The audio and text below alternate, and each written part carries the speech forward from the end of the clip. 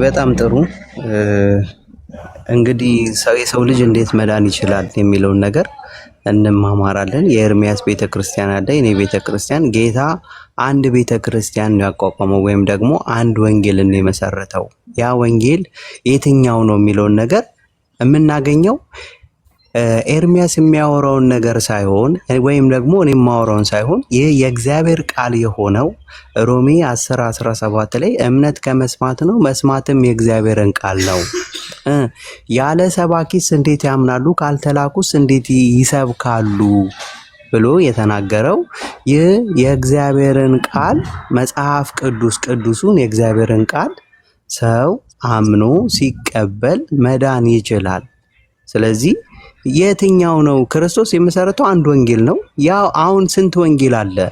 በጣም ብዙ የሚጠጋ ወንጌል አለ።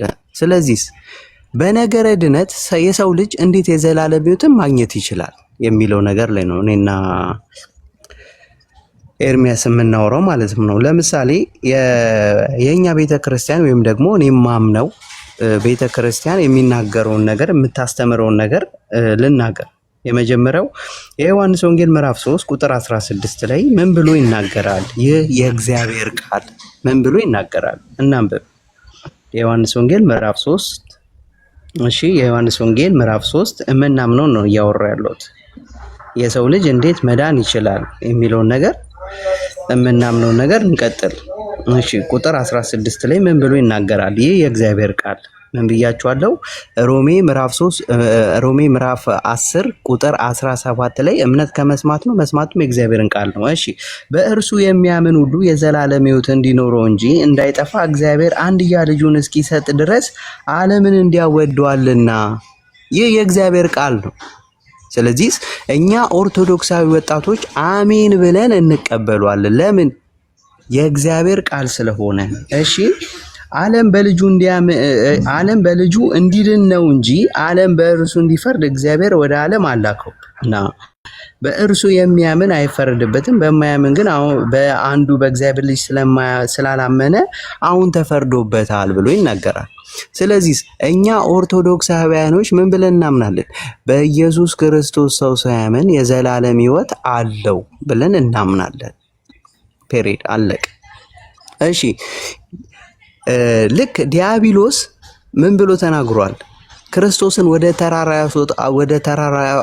ተራራ ያስወጡት ምን ብሎ ተናግሯል? እስቲ አንተ የእግዚአብሔር ልጅ ነኝ ብለህ የምታምን ከሆነ ራስህን ወደ ታች ጣል፣ መላእክቶችም ይሰዱልሃል ተብሎ ተጽፏልና ብሎ ክርስቶስን ለምን ለፈተና ብሎ ከመጽሐፍ ቅዱስ ከቅዱሱ መጽሐፍ ቅዱስ ጠቅሶ እንደጠቀሰው የኛ ቤተክርስቲያን ጠቅሳ የዮሐንስ ወንጌል ምዕራፍ 3 ቁጥር 16 ላይ ያለውን ቃል ጥሩ። አሁን ምን አለ መሰላችሁ? ትልቁ ነገር እኛ ኦርቶዶክሳውያኖች የምናምነውን ነገር ልክ እንዳላመን አድርገው የሚሰሩት ፖለቲካ ስላለ ይህንን ደግሞ ማጥራት መቻል አለብን። እሺ፣ እኛ የምናምነውን እኔ ዋንደይ የማምነው ወይም ደግሞ አማኑኤል የማምነውን ነገር ልንገራችሁ። እኔ የማምነው የሰው ልጅ በመጀመሪያው ለመዳን ምን ማድረግ አለበት? የመጀመሪያው ከቤተ ክርስቲያን 5ቱ አዕማደ ምስጢራትን አሜን ብሎ መቀበል አለበት። 5ቱ አዕማደ ምስጢራት ምንድናቸው ብለን ስንጠይቅ ሚስጥረ ሥላሴ አንድ መለኮት ምን 3 አካላቶች እንዳሉት ማመንና ምን መቀበል እንዳለበት፣ ሚስጥረ ስጋዌ፣ ከዛ ሚስጥረ ቁርባን ብላ የምታስተምረው አለ የኛ ቤተክርስቲያን።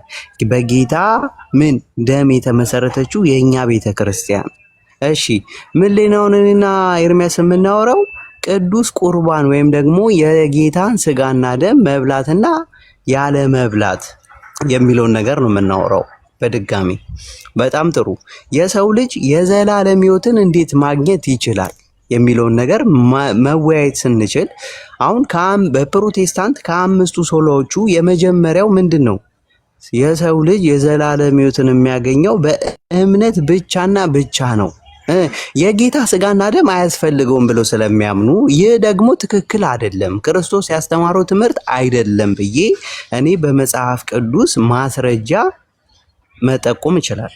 እሺ፣ የሰው ልጅ የዘላለም ሕይወት ማግኘት እንዴት ይችላል የሚለውን ነገር ስናይ ይህ የእግዚአብሔር ቃል ሮሜ 10:17 ላይ እምነት ከመስማት ነው መስማትም የእግዚአብሔርን ቃል ነው ብሎ እንደሚናገረው ክርስቶስ ያስተማረውን ወንጌል የሰው ልጅ አምኖ አሜን ብሎ ሲቀበል የዛ ጊዜ ድነቱን ማግኘት ይችላል ብለን ነው የምናምነው። ስለዚህ በልጁ የሚያምን የዘላለም ሕይወት እንዲኖረው እንጂ እንዳይጠፋ አይደለም እግዚአብሔር ምን ያለው አንድያ ልጁን ወደ ዓለም የላከው። ይህም ደግሞ ማስረጃ ምንድነው? የዮሐንስ ወንጌል ምዕራፍ 3 ቁጥር 16 ላይ በልጁ የሚያምን ምን አለው? የዘላለም ሕይወት አለው የሚለው የእግዚአብሔር ቃል ነው። እኛ ኦርቶዶክሳውያኖች ምን ብለን እንቀበለው? አሜን ብለን እንቀበለዋለን። ስለዚህ ልክ እንደ ዲያብሎስ ደግሞ ይህንን የእግዚአብሔርን ቃል ለኛ ለራሳችን ዓላማ የምንጠቀምበት ሳይሆን ይህ የእግዚአብሔር ቃል ስለሆነ አክብረህ ነው ሁሉንም የእግዚአብሔርን ቃል አሜን ብለን መቀበል መቻል አለብን። ለምን?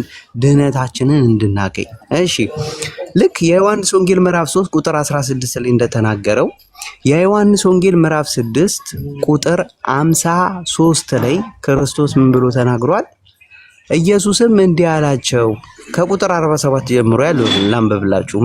ምን ይላል? በእኔ የሚያምን የዘላለም ሕይወት አለው አለ። ይህንን ያለው ማን ነው? ክርስቶስ ነው። እሺ በክርስቶስ የሚያምን የዘላለም ሕይወት ካለው አሜን ብለን እንቀበላለን። ለምንድን ነው የምንቀበለው? ክርስቶስ ስላለ። እሺ የዮሐንስ ወንጌል ምዕራፍ 6 ቁጥር ስንት ላይ? 46 ላይ ያለውን ቃል ላንብብላችሁ፣ ምክንያቱም የራሳቸውን ፖለቲካ ስለሚሰሩ ማለት ነው። እሺ ምን ብሎ ይናገራል ይህ የእግዚአብሔር ቃል? ክርስቶስ ምን አላቸው? ዮሐንስ ወንጌል ምዕራፍ 6 ቁጥር 47 ላይ እውነት እውነት እላችኋለሁ በእኔ የሚያምን የዘላለም ሕይወት አለው። ይህንን የዘላለም ሕይወት ለማግኘት መጀመሪያ በኢየሱስ ክርስቶስ ማመን መቻል አለብን። ቤተክርስቲያን ምን ብላ ታስተምራለች? በአምስቱ አዕማደ ምስጢራት ካላመነ ሰው መዳን አይችልም ወይም ደግሞ ኦርቶዶክስ መሆን አይችልም ብላ ታስተምራለች። አምስቱ አዕማደ ምስጢራት ምንድናቸው ብለን ስናይ ደግሞ ምስጢረ ሥላሴ፣ ምስጢረ ሥጋዌ። ምስጢረ ሥላሴ ምንድነው? አንድ መለኮት በሶስት አካላቶች አሉት። ሶስት ሲሆኑ አንድነት ያለው አንዱ እግዚአብሔር ሶስት ምን አለው? አካል አለው ብላ ቤተክርስቲያን በግልጽ ቋንቋ ታስተምራለች። እሺ ቤተክርስቲያን ደግሞ ምን ብላ ትናገራለች? ደግሞ ሁለተኛው ምስጢረ ሥጋዌ ክርስቶስ የዮሐንስ ወንጌል ምዕራፍ 1 ቁጥር 1 ላይ በመጀመሪያ ቃል ነበረ፣ ቃልም በእግዚአብሔር ዘንድ ነበረ፣ ቃልም እግዚአብሔር ነበረ ብላ ዮሐንስ እንደሚገልጸው ይህንን መለኮት ደግሞ በመጀመሪያ ቃል የነበረው ያ ቃልም ደግሞ ቁጥር 14 ላይ ምን ሆነ ይላል? ስጋ ሆነ ብሎ ይናገራል። ያ ስጋው ቃል ኢየሱስ ክርስቶስ የሰው ልጅ ምን ሆነ? ስጋውንና የሰው ልጅ ሰው ሆነ። ፍጹም ሰው ፍጹም አምላክ ብለን የምናምነው የሥጋዌ ብለን የምንገልጸው ምስጢረ ሥጋዌ ብላ ቤተክርስቲያን ትገልጸዋለች። ሶስተኛው ደግሞ ምንድነው? ምስጢረ ቁርባን። እሺ ምስጢረ ቁርባን ማለት ምን ማለት ነው የሚለውን ነገር ደግሞ ከዚሁ ከእግዚአብሔር ቃል እኔ ቁጥር 47 ላይ የዮሐንስ ወንጌል ምዕራፍ 6 ቁጥር 47 ላይ ምን አለ ክርስቶስ? እውነት እውነት እላችኋለሁ በእኔ የሚያምን የዘላለም ሕይወት አለው። ይህንን የዘላለም ሕይወት ለማግኘት በመጀመሪያ ምን ማድረግ አለበት? አንድ ሰው አንድ ሙስሊም መጥቶ መጀመሪያ ለመዳን ምን ማድረግ አለበት ብሎ ሲናገር ምን ማድረግ አለበት? በልጁ ማመን መቻል አለበት። ቴንኪዩ በልጁ። ይህንን ደግሞ የምናሳየው ዮሐንስ ወንጌል ምዕራፍ 6 ቁጥር 47 ላይ ይህንን የሚናገረው ክርስቶስ ነው። አሜን ብለን የኛ ቤተክርስቲያን እንቀበለዋለን። እሺ ቁጥር 47 ላይ ምን ይላል? የሕይወት እንጀራ እኔ ነኝ። እሺ አባቶቻችሁ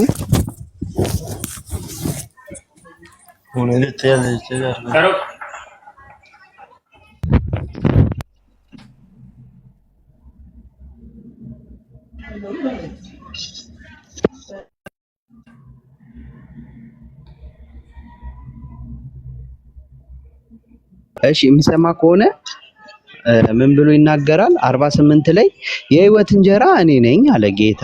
እሺ አባቶቻችሁ በምድረ በዳ መና በሉ ሞቱ። ሰው ከእርሱ በልቶ እንዳይሞት ከሰማይ እሺ አሁን የወረደው እንጀራ ይህ ነው። እሺ ከሰማይ የወረደው ሕያው እንጀራ እኔ ነኝ አለ ጌታ። ከሰማይ የወረደው ሕያው እንጀራ ማን ነው አለ? እኔ ነኝ አለ። ስለዚህ ይህንን የእግዚአብሔርን ቃል አሜን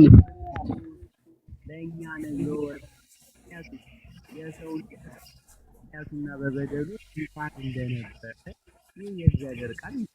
እሺ ሰው እንጀራ ቢበላ ስላለም ይኖራል። እኔም ስለ ዓለም እንጀራ አይቆጥም የሚሰጠው እንጀራው እኔ ነው አለ። ስጋዬ ነው። እንጀራው የለም ካለ ክርስቶስ ነው የምናየው። ድምፅህ ታፍኗል። ድምፅህን አውቀህ ነው ያሸሻው? አይ አሁን አይሰማም። ኤርሚ እንትን አታብዛ። እሺ ከቁጥር 51 ጀምሮ የዮሐንስ ወንጌል ምዕራፍ 6 ቁጥር 51 ጀምሮ ከሰማይ ያወረደው ያው እንጀራ ማንኛ ለጌታ እኔ ነኝ አለ። እሺ ሰው ከዚህ እንጀራ ቢበላ ለዘላለም ይኖራል። ለምን ይኖራል አለ ጌታ? ለዘላለም ይኖራል። ከምን እንጀራ ቢበላ? ከዚህ እንጀራ አለ። እሺ እኔም ስለ ዓለም ስለማን ነው የምሰጠው አለ ክርስቶስ። ስለ ዓለም የምሰጠው እንጀራ ምን ነው አለ ክርስቶስ? ስጋዬ ነው። እንጀራው ስጋዬ ነው አለ።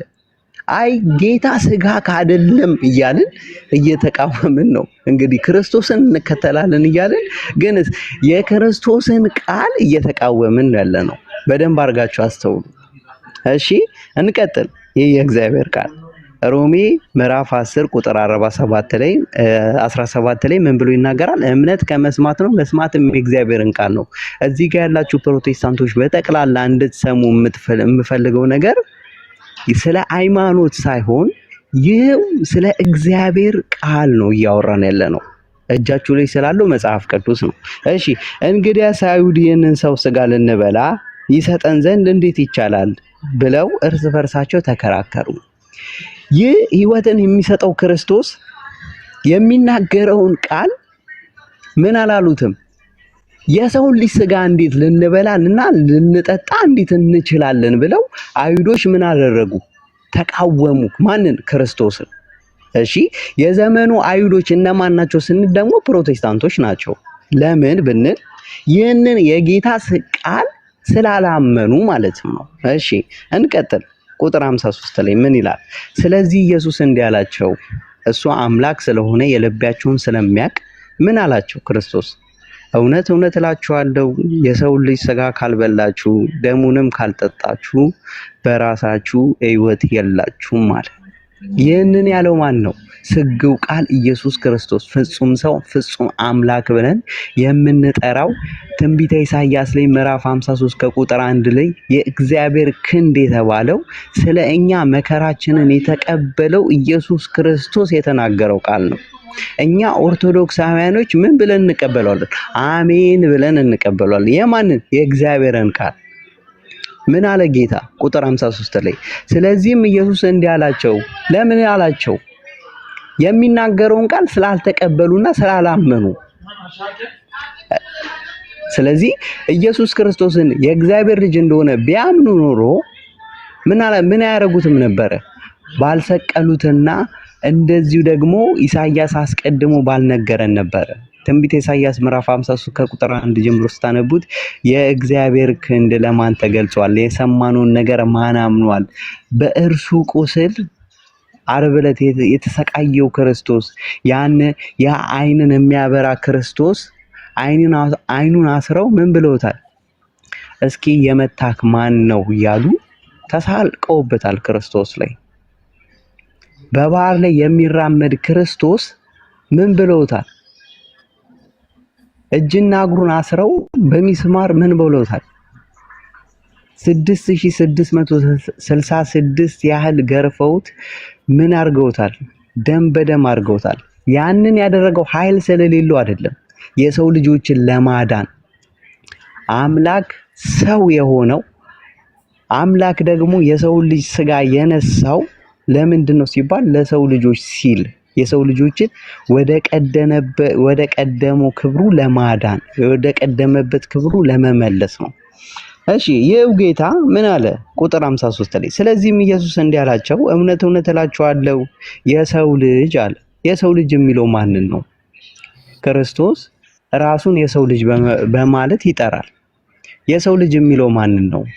ታስታውሱ እንደሆነ በወንጌል ላይ ምን ብሎ ይናገራል ክርስቶስ? የሰው ልጅ ሰዎች ማን ይሉታል ብሎ ተናግሯል።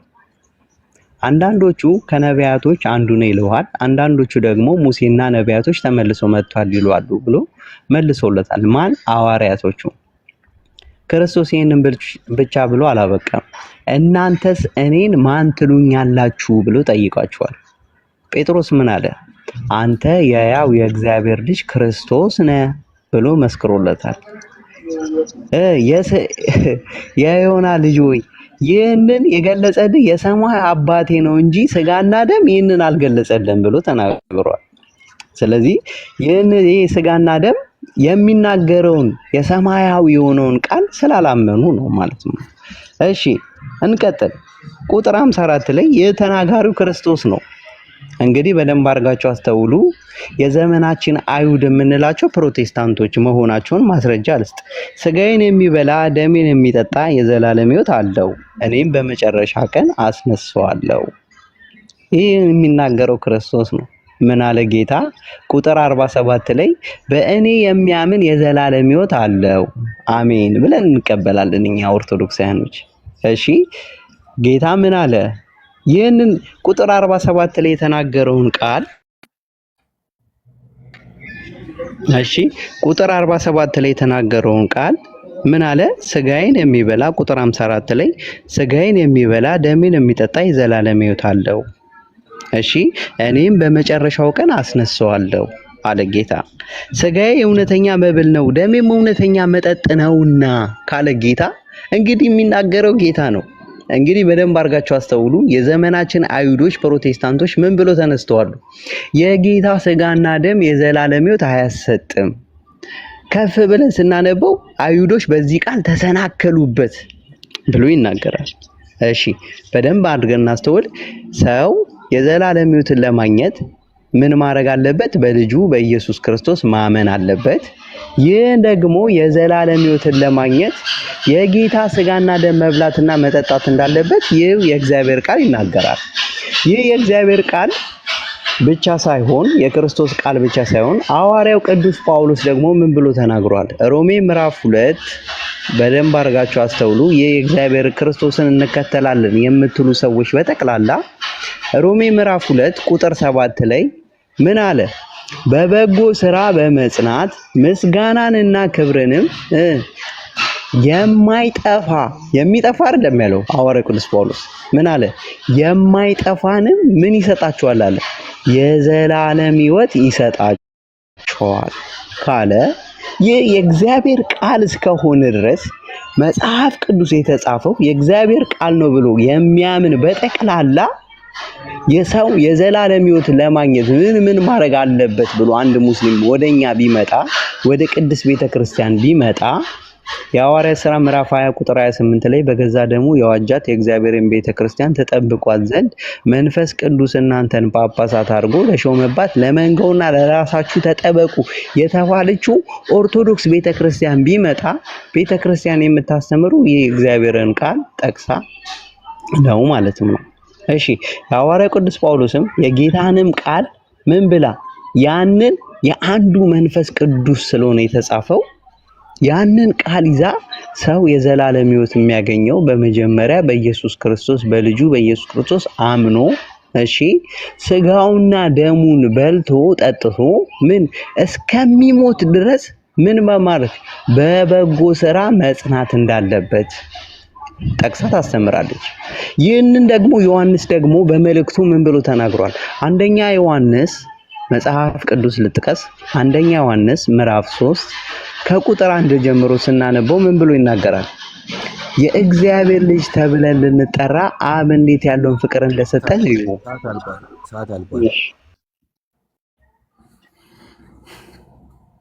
እሺ ቴንክ ዩ አንቺም አልሽ እኛም ሰማንሽ ይላሉ። እናንተም ስሙን እንግዲህ ከዚህ በኋላ ተባረኩ። እሺ በጣም እናመሰግናለን። እሺ ብሩኬ ላይ አንዳች ወይ ያትየው ላይ ወይ ብሩኬ ላይ አድርገው። እሺ ልክ ሲደረግ ልጀምር። ለሱ ደቂቃ ሳይደረግለት ተናገረ እንዳይባል አስቀምጣው። እሺ ቴንክ ዩ ተባረኩ። እግዚአብሔር አምላክ ይባረክ። ወንድማችን እንግዲህ ከኦርቶዶክስ እምነት ተከታይ ነው። ተዘጋጅቶ ነው የመጣው። ዲቤት ላድርግ ብሎ አለኝ። እኔ እንኳን ትንሽ በስጋ ደክሞኝ ነበር። ለመተኛ ታስቤ ነበረ፣ ግን ከመጣ ደግሞ እንደዚህ አይነቱን እድል ሊያመልጠኝ አይገባም። ራሱ ፎክሮ ምን አለ መጀመሪያው መግቢያ ላይ ችግር የለውም እቀጥላለሁ። መግቢያው ላይ ምን አለን? እናንተ እውነተኛውን ክርስቶስን አታመልኩም። ስለዚህ እኔ በዚህ ጉዳይ ላይ ዲቤት ልገባ እፈልጋለሁ አለ። ጥሩ። ስለዚህ እኛ እውነተኛውን ክርስቶስን የማናመልክ ከሆነ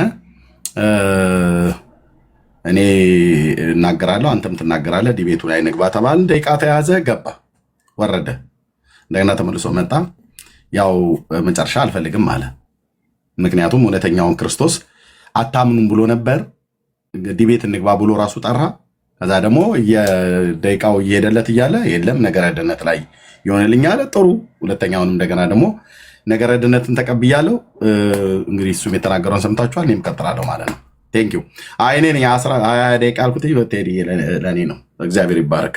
እሺ፣ መጽሐፍ ቅዱሳችን የእግዚአብሔር ቃል እኛ የኢትዮጵያ የወንጌል አማኞች የሆንን ኢትዮጵያን ብቻ ሳይሆን ኤርትራውያን ብቻ ሳይሆኑ በመላው ዓለም ያለን ኢቫንጀሊካል ወንጌላውያን አማኞች ነገረ ድነት ትምህርታችን መጽሐፍ ቅዱሳዊ ነው አይደለም ብሎ ለሚል ሰው ቢጠይቅ እኛን ከጠይቀን አዎ ነው፣ መጽሐፍ ቅዱሳዊ ነው። ብሉያትና አዲስ ኪዳን ላይ መሰረት ያደረገ የነቢያቱንና የሐዋርያቱን ትምህርት ማዕከል ያደረገ የማዕዘኑን ድንጋይ ክርስቶስ ያደረገ ጌታችን ኢየሱስ ክርስቶስ ያስተማረው የቀደሙ የብሉይ ኪዳን ነቢያት የተነበዩት የአዲስ ኪዳን ሐዋርያት የተናገሩት እንደዚሁም ደግሞ ነገረ መላእክት ቅዱሳን መላእክት ሁሉ ጭምር ሳይቀር በዚህ ስብከት ውስጥ ገብተው ተናግረዋል። የምስራቹን ተናግረዋል። ልክ ገብርኤል ከመልአኩ ጋር መጥቶ ከመላእክቱ ጋር መጥቶ የምስራቹን እንደተናገረ ማለት ነው። ነጥሎ ጠቁሞ መልአኩ ለሕዝብ ሁሉ የሚሆን ታላቅ የምስራችን ነግራችኋለን። ዛሬ በዳዊት ከተማ መድኃኒት ክርስቶስ ጌታ የሆነ ተወልዶላችኋልና አትፍሩ ብሎ ለሰው ልጅ በሙሉ የምስራቹን ቃል በብርሃናዊ መልአክ በገብርኤል በኩል ተሰብኳል ማለት ነው። ያንን ስብከት ብቸኛ በዚህ ፕላኔት ላይ ብቸኛ በመልአኩ በኩል የተሰበከውን በቀደሙት የብሉይ ኪዳን ነቢያት የተተነበየውን በአዲስ ኪዳን ሐዋርያት የተሰበከውን በጌታችን በኢየሱስ ክርስቶስም የተነገረውን የምስራቹን ቃል ብቸኛ እዚህ ፕላኔት ላይ ሌሎችን ኦፌንድ ለማድረግ አይደለም፣ ብቸኛ ንጹሕን ወንጌል አስቀጥሎ እየቀጠለ ያለው የኛ የወንጌል አማኞች ቤተክርስቲያን ነው። የሰው አርቲ ቡርቲ ተረታ ተረት ትምህርት ያልተጨመረበት እንትናም ታድናለች እንትናም ያድናል ተብሎ የማይባል የምስራቹ መድኃኒት ክርስቶስ ጌታ የሆነ ተወልዶላችኋልና የምስራች አትፍሩ ብሎ መልአኩ የነገረንን ስብከት እንደዚሁም ነቢያት የተነበዩትን ትንቢት እንደዚሁም አዲስ ኪዳን ሐዋርያት የሰበኩትን ጥንፍፍ ባለ መልኩ ለዓለም ምንሰብክ ሰብከንም እግዚአብሔር በሰጠን ጸጋ ሰዎች ወደ እግዚአብሔር መንግስት እየተጨመሩ ስላሉ በዚህ ፕራውድ እናደርጋለን፣ በወንጌል አማኝነታችን ማለት ነው። ለእግዚአብሔር ክብር ይሁን። ምንድነው ያሉት የብሉይ ኪዳን ነቢያት? ነቢዩ ኢሳያስ በምዕራፍ 11 ላይ ሲናገር የቆመውን የእሴይን ስር አሕዛብ ይፈልጉታል፣ ማረፊያውም የተከበረ ይሆናል ይላል። የቆመውን የእሴይን ስር ነው አሕዛብ ይፈልጉታል የተባለው። ይሄ አሕዛብ ይፈልጉታል የተባለው የእሴይ ስር የዳዊት ቁጥቋጥ የሆነው መሺያውን ማለት ነው፣ ልጁን ማለት ነው። የዳዊትን ልጅ የእግዚአብሔርን ልጅ እግዚአብሔር ከእስራኤል ነገድ ከነገደ ይሁዳ እንደሚወለድ መሲሁን እንደሚያመጣ አሕዛብንም እንደዚሁም አይሁድን ሙሉ ጭምር ሊያድን የሚችል እግዚአብሔር ከዳዊት ቤት የመዳንን ቀንድ ሊያስነሳ እንደሚችል መጽሐፍ ቅዱሳችን በደንብ አድርጎ ለእስራኤላውያኑ ይናገር ነበር። ትንቢትም ደግሞ ሲናገር ዘካርያስ የተባለው የመጥምቁ ዮሐንስ አባት ታስታውሳላችሁ። በሉቃስ ወንጌል መጽሐፍ ላይ የእስራኤል ጌታ አምላክ ይባረክ ጎብኝቶ ለሕዝቡ ቤዛ አድርጓልና ይላል። ከጥንት ጀምሮ በነበሩት በቅዱሳን ነቢያት አፍ እንደተናገረ በብላቴናው በዳዊት ቤት፣ ልብ በሉ አየ ነጥሎ ነው፣ በብላቴናው በዳዊት ቤት የመዳንን ቀንድ አስነስተዋል። ማዳኑም ከወደረኞቻችንና ከሚጠሉን ልጅ ነው ይላል። እግዚአብሔር የመዳንን ቀንድ ያስነሳው ከማን ነው? ከዳዊት ቤት ብቻ ነው። ከወይዘሮ አቦዘነች፣ ከአቶ ዘርጋው፣ ከወይዘሮ አሰለፈች ቤት የተነሳ የመዳን ቀንድ የሆነች የደህንነት ሚዩት አድርግ እንዳትገባሽ ባለ ሚዩት አድርግ። ያው ተቀምጧል። ሚዩት አድርግ ስላላየው ነው። ብሩኬ ጋር ከአንተ በላይ ያለው ብሩክ ጋር 15 ደቂቃ ደርሷል። ሚዩት አድርግ ብራዘር። ኦኬ። ስለዚህ ከዳዊት ቤት ነው የመዳንን ቀንድ ያስቀመጠው ማለት ነው። ስለዚህ እኛ ጴንጤዎች ከዳዊት ቤት የሆነውን ነቢያት የተናገሩለትን የመዳንን ቀንድ የዳዊት ልጅ የሆነውን ብላቴናውን ኢየሱስን እናምነዋለን። በደንብ ነው የምናምነው፣ በደንብ ነው የምንከተለው፣ በደንብ ነው የምንሰብከው። እንደኛ እንደውም እነሱ አይሰብኩም። ኦኬ። ስለዚህ ነቢያት ብሉይ ኪዳን ነቢያት የተናገሩለት የብሉይ ኪዳን ነቢያት እያንዳንዳቸው ሕዝቅኤልም ዳንኤልም የብሉይ ኪዳን ነቢያት በሙሉ ኢሳያስም በሙሉ የቆመውን የእሴይን ሥር አሕዛብ እንደሚፈልጉት ማረፊያውም የተከበረ እንዲሆን በ42ኛው ምዕራፍ ላይ ኢሳይያስ ሲናገር አሕዛብ በስሙ ተስፋ ያደርጋሉ ይላል። ልክ ነው። ይህንን ከእሴይ ቤት የሚወጣውን ከዳዊት ቁጥቋጥ የሚወጣውን የዳዊትን ልጅ የእግዚአብሔር ልጅ ኢየሱስ ክርስቶስን ለሚያምን ሁሉ በስሙ ለሚያምኑ የኃጢአታቸውን ይቅርታ እንደሚያገኙ በስሙ አሕዛብ ተስፋ እንደሚያደርጉ በስሙ ያመኑ ሁሉ እንደሚድኑ ወደሱ የተጠጉ ሁሉ እንደማይጠፉ የተናገረውን ኢሳይያስ የተናገረውን ይህንን ትንቢት ላነብላችሁ ይገባል። እስቲ ቶሎ ቶሎ ጊዜን ለመጠቀም ማለት ነው። በቃልም ብናገር ሪከርድ ስለምታደርጉት ሂዱና ማየት ትችላላችሁ። እንደዚህ ይላል፣ እነሆ ደግፌ የያዝኩት ባሪያዬ፣ ነፍሴ ደስ የተሰኘችበት ምርጤ፣ በእርሱ ላይ መንፈሴን አድርጋለሁ፣ እርሱም ለአሕዛብ ፍርድን ያወጣል። አይጮም፣ ቃሉንም አያነሳም፣ ድምፁንም በሜዳ አያሰማም። የተቀጠቀጠን ሸምበቆ አይሰብርም፣ የሚጤስን ክር አያጠፋም። በእውነት ፍርድን ያወጣል፣ በምድርም ፍርድና ጽድቅን እስኪያደርግ ይበራል እንጂ አይጠፋም። አሕዛብ በስሙ ይታመናሉ ይላል። ይሄንን ባሪያዬን ብሎ ያለው ይሄ ቀጥታ ለመሲሁ የተነገረ ቃል ነው። አሕዛብ በስሙ ምን ይላሉ? ይታመናሉ። በስሙ በመታመናቸውስ ምን ይሆንላቸዋል? የዘላለም ድኅነት ነው። ስለዚህ የብሉይ ኪዳን ነቢያት ኢሳይያስም፣ ኤርምያስም፣ ሕዝቅኤልም የብሉይ ኪዳን ዳዊትም የተባሉት ነቢያት በእግዚአብሔር በሙሉ የተናገሩት የመዳን ቀንድ የሆነው ከዳዊት ቤት የተነሳውን የዳዊት ልጅ ኢየሱስ ክርስቶስን የምንሰብክ እኛ ነን። ኦኬ። የአዲስ ኪዳን ሐዋርያት ይህንኑ በብሉይ ኪዳን ነቢያት የተነገረውን መልእክትን ያስቀጠሉት። የአዲስ ኪዳን ሐዋርያት ይህንኑ እውነትን ያስቀጠሉት። የአዲስ ኪዳን ሐዋርያት መዳን በማን ነው ብለው ነው የጻፉት? ጴጥሮስም ጳውሎስም ጸሐፍት የተባሉ ሐዋርያት፣ ቅዱስ ጳውሎስም እንደዚሁም ደግሞ ጸሐፍት ያልተባሉ ከሐዋርያቱ እንኳን ተርታ የማይመደቡ ግን ጸሐፍት የተባሉት ማርቆስም በወንጌሉ ላይ፣ ሉቃስም በወንጌሉ ላይ የጻፈው ማለት ነው። ከቃሉ አገልጋዮች ሰምተው ስለጻፉ እነሱ ከዋናዎቹ ባይመደቡም ቅሉ እነ ጴጥሮስና እነ ዮሐንስ እነ ጳውሎስ ግን ምን ብለው ነው የጻፉት? መዳንን በተመለከተ መዳን በሌላ በማንም የለም ብለው ልክ እዛ ብሉይ ኪዳን ላይ ከዳዊት ቤት ከወጣው ከእሴይ ቁጥቋጦ ከዛ ከደህንነት ቀንድ ከሆነው ከኢየሱስ ክርስቶስ ውጭ ሌላ መዳን እንደሌለ ቅዱስ ጴጥሮስ አጽኖ ሰጥቶ ተናግሯል ማለት ነው። ምን ብሎ? መዳን በሌላ በማንም የለም ብሎ። ኦኬ፣ ታዲያስ ከሰማይ በታች የተሰጠ ለሰው ልጆች የሆነ ስም ሌላ ስም የለም ማለት። ይሄ ስም ማን ነው? ኢየሱስ ነው። ኢየሱስን ሰው ምን ሲለው ነው የሚያምነው? በእምነት ሲያምነው ነው ይለናል። መዳን በእምነት በእግዚአብሔር ኃይል ለተጠበቃችሁ ለእናንተ በሰማይ ቀርቶላችኋል ብሎ ጴጥሮስ በመልእክቱ ይናገራል። ቅዱስ ጳውሎስም ይሄንኑ ነው ያለው። ጽድቅ፣ ድነት፣ የዘላለም ሕይወት፣ የዘላለም ተስፋ በክርስቶስ ኢየሱስ እንዳለ ሲናገር ቅዱስ ጳውሎስ እንደውም ሌሎቹ በጣም ብዙ የሚሰብኩ በነበሩበት ሰዓት ላይ አንዳንዶቹ ለወገኔ ይጠቅማል ብሎ የሚለውን በሚሰብኩበት ሰዓት ላይ እንዲህ አለ፣ አይሁድ ምልክትን የግሪክ ሰዎች ጥበብን ይሻሉ፣ እኛ ግን የተሰቀለውን ክርስቶስን እንሰብካለን አለ። ለማ ለሰው ዘር በሙሉ ለአይሁድ ይሁን ለአሕዛብ በሙሉ የተሰቀለው ክርስቶስ ነው የሚሰበከው። ኦኬ፣ የተሰቀለው ክርስቶስ ነው መሰበክ ያለበትም። ሰው ሚድነው ስለሱ ሲሰማ ነው ማለት ነው። ስለዚህ ቅዱስ ጳውሎስ የተሰቀለውን ክርስቶስን እንሰብካለን አለ። ጽድቅ በሱ በኩል ነው፣ ድነት በሱ በኩል ነው፣ የዘላለም ተስፋ በሱ በኩል ነው፣ የኃጢአት ስርየት በሱ በኩል ነው ብሎ ቅዱስ ጳውሎስ በ13 ነው በ14ቱ መልእክታት ጥንፍፍ አድርጎ የሰበከን እኛ አሁን በወንጌላውያን አማኞች የምንሰብከውን የሐዋርያቱ ትምህርትን ነው። እሱ የሰበከውን እኛ የምንሰብከው። እንደዚሁም ዮሐንስ በመልእክቱ ላይ በምዕራፍ 1 ቁጥር 1 ላይ ማለት ነው ሕይወት ተገለጠ አይተንማል እንመሰክራለን፣ ከአብ ዘንድ የነበረ ለእኛ የተገለጠውን የዘላለምን ሕይወት እናወራላችኋለን አለ። በነጠላ ነው የጠሩት። ልብ በሉ። ጴጥሮስን በነጠላ ነው የጠራው፣ ጳውሎስን በነጠላ ነው የጠራው። በብዜት የጠራው የለም። እንትናና እንትና የተባለለት እሷና እሳቸው እነሱና እነንትኑ አላሉ። በነጠላ ነው የጠሩት። ጴጥሮስም ዮሐንስም እንደዚሁም ጳውሎስም ሁሉ ጭምር ማለት ነው። ዮሐንስ ምን አለ? ሕይወት ተገለጠ እንመሰክር ማለት ነው። አይተንማል እንመሰክራለን፣ ከአብ ዘንድ የነበረው ለእኛ የተገለጠውን የዘላለምን ሕይወት እናወራላችኋለን። አየ ሐዋርያቱ ለሰው ልጆች ያወሩት የዘላለም የሆነውን ከአብ ዘንድ የነበረው ለእኛ የተገለጠውን ጌታን የሰበኩት ማለት ነው። ስለዚህ አባቶቻችን ሐዋርያት ሕይወት ተገለጠ አይተንማል ብለው ሲናገሩ የነገሩን ስለ ኢየሱስ ክርስቶስ ነው። ምክንያቱም ደህንነት በሱ በኩል ብቻ እንደሆነ አጽኖ ሰጥተው ስለተናገሩ ማለት ነው። ኦኬ። ስለዚህ መዳን በማን ነው? በኢየሱስ ክርስቶስ ነው። ስለዚህ ወንጌላውያን አማኞች ትምህርታችን በብሉይ ኪዳን ነቢያት ሲፈተሽ ራይት ነው። በአዲስ ኪዳን ሐዋርያ ሲፈተሽ ራይት ነው። መላእክት በሰበኩት ሲፈተሽ ራይት ነው። ቲክ ነው የምታደርገው፣ አንድም ኤክስ አታደርግም። ኦኬ።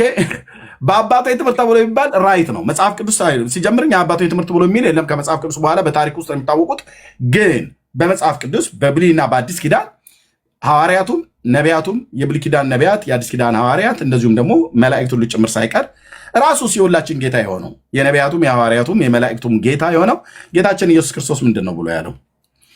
መዳንን በተመለከተ ወደ ማንም ሂዱ አላለም። ወደ እኔ ኑ፣ እኔ አድናችኋለሁ፣ እኔ ያሳርፋችኋለሁ፣ የዘላለም ሕይወትን እሰጣችኋለሁ ነው ብሎ ያለው። ስለዚህ በብሉይ ኪዳን ነቢያትና በአዲስ ኪዳን ሐዋርያት የተሰበከውን ጤነኛ የነጠረውን የሰውን ዘላለም የሚቀይር የኔን ዘላለም የቀየረ የእግዚአብሔር ልጅ ኢየሱስ ክርስቶስን ወንጌል የሚሰብኩ በዓለም ዙሪያ ወንጌላውያን ናቸው እንጂ የወንድማችን ኦርቶዶክስ አይደለም። ምክንያቱም እኛ ሁላችን ከዛ ነው የወጣ ነው ማለት ነው። እግዚአብሔር ከዛ ነው ያስመለጠን። ትውልዱም አሁን ከዛ እያመለጠ ስለሆነ ማለት ነው። እሺ ይሄናል ከተናገርኩኝ በእነሱ ግን ቤተክርስቲያን በኦርቶዶክስ ወንድማችን ቤተክርስቲያን ማለት ነው ቀደም እንደተናገረ ዮሐንስ ወንጌል መጽሐፍ ምዕራፍ 6 ላይ አለ። በኋላ ጥያቄ ላይ እንገናኛለን። ኦኬ በእነሱ ቤተክርስቲያን ግን መዳን በኢየሱስ ክርስቶስ ብቻ በማመን ሮሜ መጽሐፍ ምዕራፍ 10 ቁጥር 17 ላይ ደጋግሞ ይጠቅሰው ነበር። ጥሩ ነው መጥቀስ፣ የእግዚአብሔርን ቃል ብትጠቅሱ ጥሩ ነው። ግን ብዙ ጊዜ የምትጠቅሷቸው የሰው ሰራሽ ትምህርቶች ስላላችሁ ማለት ነው። ባይዘው መዳን በኦርቶዶክስ ተዋሕዶ ቤተክርስቲያን አስተምሮት ሰው የእግዚአብሔርን ቃል ሰምቶ ይድናል ብላ ቤተክርስቲያን አታምንም። ታምናለች ብለው ካሉ ለማንም ሰው ቃል እግዚአብሔርን ስብከተ ወንጌልን አታሰማም። የለም፣ በታሪኳ ውስጥ የለም። ሰው እንዲድን የወንጌልን ስብከት አይሰብኩም።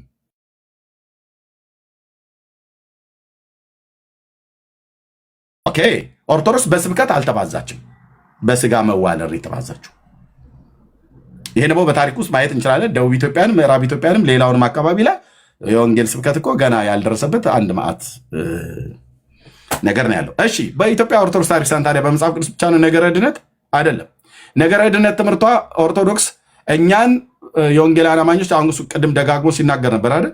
የዘመኑ አይሁዶች ጴንጤዎች ናቸው ምናምን ነገር እያለ ማለት ነው። ኦኬ እኔ ደግሞ የዘመኑ ጣዖት አምላኪ ፈሪሳዊ የሆነችዋ ኦርቶዶክስ ተዋሕዶ ቤተክርስቲያን ነች። ድብን ያለ ጣዖት ስለምታመልክ አንደኛ አጋንንትን ኦፊሻል ታመልካለች። ያንን አጋንንት ያመነ ሰው የዘላለም ሕይወት ያገኛል ብላ ትላለች። ታቦተ ሕግ ቀርጻለታለች። ህንፃ ቤተክርስቲያን አሳንጻለች። የተለያየ ነገር አድርጋ ቀን ሰይማ በዚህ ቀን ዛሬ ህዳር 29 ቀን የአየር ላይ ጋኔን መጥቆራ የሚባል በስርዓት ታመልካለች። በሱ አማላጅነት በኩል ወደ እግዚአብሔር ገባለሁ ብላ ታምናለች። ገድል ጽፋለች። ቀን ሰይማለች። ኦኬ አንድ ሁለተኛ በግለሰቦች በሰው ትታመናለች። በሞቱም ባልሞቱም ሰዎች ማለት ነው። በሞቱት ደግሞ በጣም ደግሞ ትታመናለች። ለምሳሌ ሰው አጽም ዳሶ አጥንት አሽትቶ መንግስተ ሰማያት ይገባል ብላ ትላለች። ግለሰቦች የተቀበሩበት መቃብር ላይ ቁጭ ብሎ ሰው የዘላለም ሕይወት ያገኛል ብላ ሰውን በሌሊት አጋንንት ከግራ ወደ ቀኝ እያጣመመ እንዲጥለው እያደረገ በጣም ብዙ ሰው እየሄደ መቃብር ላይ እያደረ መቃብር ላይ እየተቀመጠ መቃብር ላይ እየተማጸነ ነው ያለው። የዚህ ወንድም እምነት ማለት ነው ኦርቶዶክስ ተዋሕዶ። ማሳያ ላይ ኤርምያስ እንዴ በደንብ እንጂ አንተዬ በደንብ ነው ያለኝ እንጂ የዮሐንስ ዘጸገሮ የሚባለው ገድል ላይ ገድለ ዘርአ ብሩክ ላይ ገድለ እስትንፋሰ ክርስቶስ ላይ ሁሉ ጭምር በሙሉ ይሄን የሚያወራው ገድለ ተክለ ሃይማኖትስ ቢሆን ይሄን አይደል የሚያወራው? አዎ ለምሳሌ ሰው የዘላለምን ሕይወት ለማግኘት በኢየሱስ ክርስቶስ ብቻ ማመን አይጠበቅብህም በኦርቶዶክስ። ታዲያስ በአቡነ ተክለ ሃይማኖት መቃብር ማመን አለብህ። የት ነው ያለው? ደብረ ሊባኖስ። የምን ደቂቃው ገና ነው ወንድሞች። ኦኬ ደብረ ሊባኖስ አጽም ዳሰህ መቃብር ስመህ መቃብር ቤዛ ሆነ ትድናለህ ትላለች። ፍርፋሪ በልተህ ኃጢአት ይሰረይላል የዘላለምን ሕይወት መዳንን ታገኛለህ ብላ ታስተምራለች ኦርቶዶክስ። በተቅማጥ አምነህ ትድናለህ ብላ ትላለች። ትውከት በልተህ ትድናለህ የዘላለም ሕይወት ታገኛለህ፣ በቃል ኪዳናቸው ቡራኬ ተሳታፊ ትሆናለህ ብላ ትላለች ኦርቶዶክስ። የተጻፈ መጽሐፍቶቿ ቻለው። እንግዲህ የዘመኑ አይሁድ ማን ነው? ጴንጤ ነው ወይስ ኦርቶዶክስ? እንግዲህ አይሁድ ምን እንደሚያስተምር እዩት።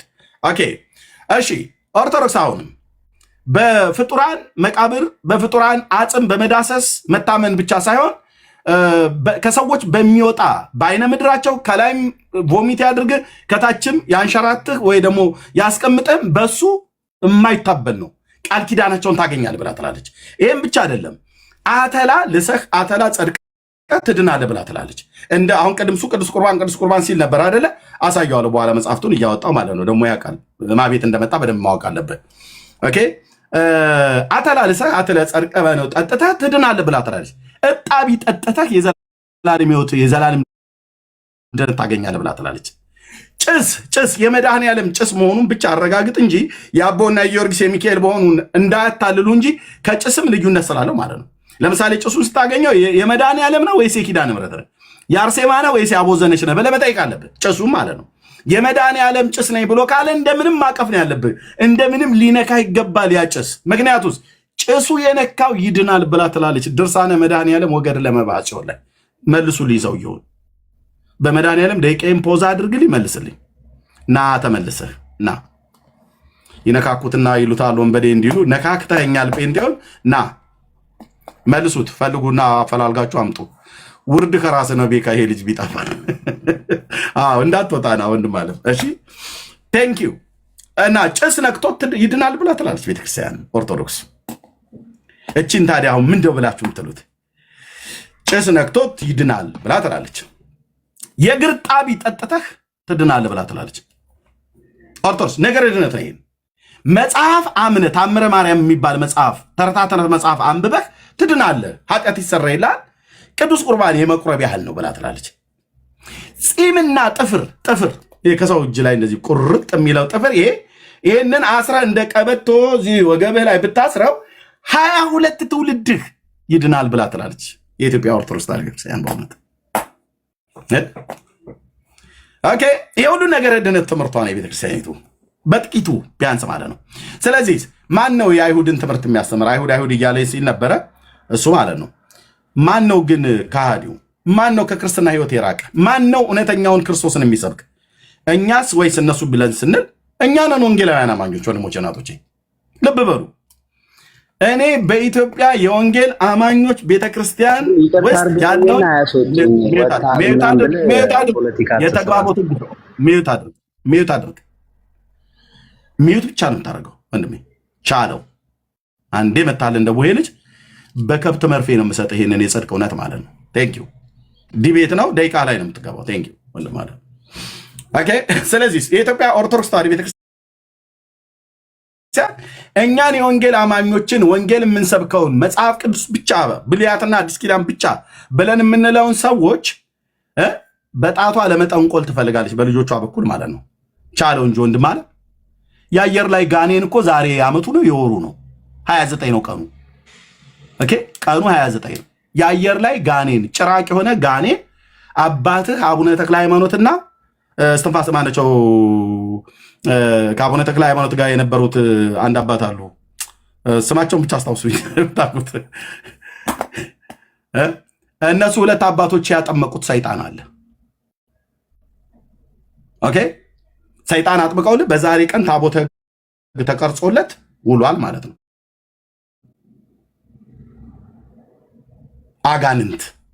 አጋንንትን የዘለ አቡነ ዜና ማርቆስ ቴንክ ዩ አቡነ ዜና ማርቆስና አቡነ ተክለ ሃይማኖት ያጠመቁት ሰይጣን ዛሬ በ19 ዕለት ይውላል። ሁሌ ድርብ ነው።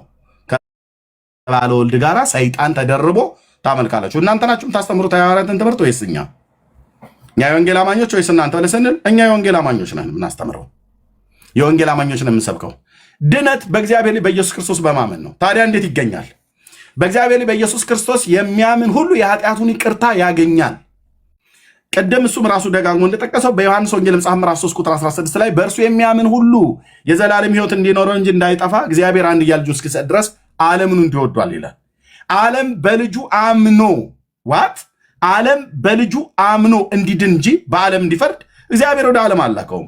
በእርሱ የሚያምን በእግዚአብሔር ልጅ ማለት ነው። በእርሱ የሚያምን አይፈረድበትም። በማያምን ግን በአንዱ በእግዚአብሔር ልጅ ስም ስላላመነ አሁን ተፈርዶበታል ይላል። ፍርዱም ኩነኔውም ያለው በእግዚአብሔር ልጅ በማመንና ባለማመን ላይ ነው ማለት ነው። ግልጽ ነው። በግዕዝ ውስጥ መደበቅ የለም። እዚህ ግልጽ ነው የምናገረው። በግዕዝም ቢሆን ብትመጣ ይዛለሁ ማለት ነው። ነገሩ አታውቀውም አንተ ጆሮን የሚቆርጡት ግዕዙ ማለት ነው። የለም በእርሱ የሚያምን ሁሉ የዘላለም ሕይወት አለው ይላል። ኦኬ በክርስቶስ ኢየሱስ ሰው ሲያምን ይድናል ማለት ነው። ሲያምን ኢየሱስ ጌታ እንደሆነ በአፉ ይመሰክራል፣ እግዚአብሔርም ከሙታን እንዳስነሳው በልቡ ያምናል። ስለዚህ በአፉ የመሰከረ ጌትነቱን በልቡ ያመነ ከሙታን መነሳቱን ያ ሰው ይድናል፣ ያ ሰው ይጸድቃል። ለዚህ ነው በሮሜ መጽሐፍ ምዕራፍ 10 ላይ ቅድም እሱ ሲናገር የነበረው በተለይ ከቁጥር 9 ጀምሮ ኢየሱስ ጌታ እንደሆነ በአፍ ብትመሰክር እግዚአብሔርም ከሙታን እንዳስነሳው በልብ ብታምን ትድናለህ አለ። በልብ ምን ብትል ብታምን ትድናለህ። ሰው በልቡ አምኖ ይጸድቃል፣ በአፉም መስክሮ ይድናል። አንዱ ጌታ የሁሉ ጌታ ነው፣ ለሚጠሩት ሁሉ ባለጠጋ ነው፣ የጌታን ስም የሚጠራ ይድናል። ይሄ ነው የሐዋርያቱ ስብከት፣ ይሄ ነው የነቢያቱ ትንቢት፣ ይሄ ነው የጴንጤው ስብከት። ኦርቶዶክስ ግን የጌታን ስም የሚጠራ ይድናል ብላ አትልም። የእመቤቴንም ስም የሚጠራ ይድናል፣ የአርሴማን የሚጠራ ይድናል፣ የተክልዬንም ስም የሚጠራ ይድናል ብላ ትላለች። ስሟ ስንቅ ነው የእመቤቴ እያለች ዙረት ይዞራሉ፣ ሰው ህዝቡንም ሲኦል ይከታሉ። የዚህ ሰው ቤተክርስቲያን ማለት ነው። ቻለው እንግዲህ ወንድም አለም ጥርስን ንክስ አድርገህ እንደምንም መያዝ ነው። ኦኬ። ስለዚህ ስሟ ስንቅ ነው እመቤት የሚባል የለም። የባልቴቶች ዘፈንና የባልቴቶች ተረት ነው። ለዘላለም ህይወትም ይሁን ለምድርም ይሁን ለየትኛውም ነገር እግዚአብሔር የሰጠን አንድ ስም ነው።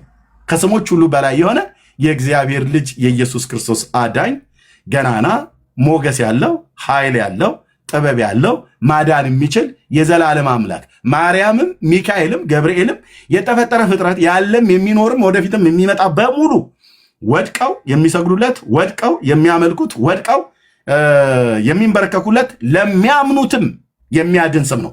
በኢዮኤል ትንቢት መጽሐፍ እንደተናገረው ምዕራፍ 2 ላይ በመጨረሻው ዘመን እንዲሆናል ብሎ ባለበት ላይ የጌታን ስም የሚጠራ የእግዚአብሔርን ስም የሚጠራ ይድናል ብሎ ተናግሯል። ልክ ነው። ቅዱስ ጳውሎስ በሮሜ መጽሐፍ ምዕራፍ 10 ላይ ያን ኢዮኤል የተናገረውን አምጥቶ ነው የተናገረው። የጌታን ስም የሚጠራ ይድናል ይላል። የጌታን ስም ሰው ጠርቶ ለመዳን ምን ማድረግ አለበት? ስብከተ ወንጌል መስማት አለበት። ስብከተ ወንጌል ሰው ደግሞ እንዲሰማ ሰባኪ መላክ አለበት። ማን የሚልከው? እግዚአብሔር የሚልከው። የላካቸው ሰዎች ወጥተው ምንድነው ብለው የሚለው እመቤቴ ታማልዳለች ታድናለች ብለው አይደለም የሚሰብኩት። ኢየሱስ ያድናል፣ ኢየሱስ ጌታ ነው፣ ለሰው ልጆች በደልና ኃጢአት ሞቶልሃል፣ በስሙ ብታምን ንስሐና የኃጢአት ይቅርታን ያገኛል ብለው ይሰብካሉ። እንደማ እንደኔ አይነት ሰባኪ ማለት ነው። የተላኩቱ ይሰብካሉ።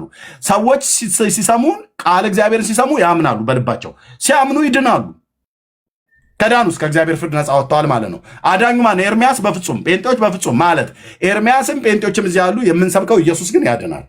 ይህንን በስብከት ሞኝነት በኩል ሰዎች እንዲድኑ የእግዚአብሔር በጎ ፍቃድ ስለሆነ የምስራቹን ቃል እኛ ብቻ እዚህ ፕላኔት ላይ እኛ ብቻ የወንጌል አማኞች የተባለን በዓለም ዙሪያ መጽሐፍ ቅዱስን ይዘን ወጥተን አምላካችን ኢየሱስ ያድናል ብለን የምንሰብክ ብቸኛ ሰባኪዎች እኛ ነን። የሚበላ ደሜንም የሚጠጣ ምን አለው አለ? የዘላለም ሕይወት አለው አለ። ቁጥር 47 ላይ ከፍ ብላችሁ ስታኑ በእኔ የሚያምን የዘላለም ሕይወት አለው። አሁን ቁጥር 47 ላይ እና ቁጥር 54 ላይ ስለተለያየ የዘላለም ሕይወት አይደለም እያወራ ያለው። አንድ ክርስቲያን በጌታ አምኖ ስጋውና ደሙን መብላት ካልቻለ ራሱ ክርስቶስ ቁጥር 54 ላይ ተናግሯል።